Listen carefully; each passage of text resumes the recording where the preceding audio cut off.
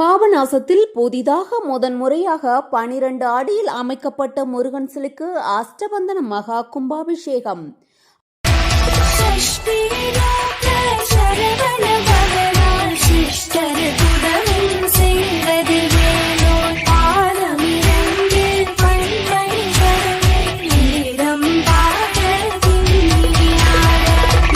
ஆயிரக்கணக்கான பக்தர்கள் பங்கேற்று சாமி தரிசனம்.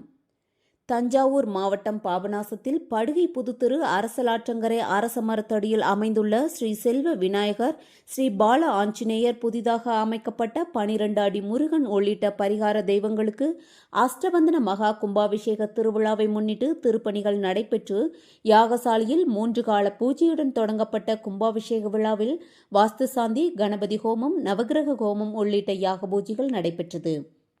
அதனைத் தொடர்ந்து திருக்கைலாய வாத்தியங்கள், மேளதாளங்கள் முழங்க சிவாச்சாரியார்கள் புனித நீர் கலசங்களை சுமந்து கோவிலை சுற்றி வலம் வந்தனர். அதனைத் தொடர்ந்து பாபநாசம் ஸ்ரீ செல்வ விநாயகர், ஸ்ரீ பால ஆஞ்சநேயர், முருகன், வள்ளி, தெய்வானை, நரசிம்மமூர்த்தி, மாரியம்மன் மற்றும் நவகிரகங்கள், 12 அடி உயர் அரசவேலன் முருகன் ஆகிய சுவாமிகளுக்கும் ராஜகோபுரத்தின் கலசத்திற்கு புனித நீர் ஊற்றப்பட்டு மகா கும்பாபிஷேக விழா வெகு விமர்சையாக நடைபெற்றது.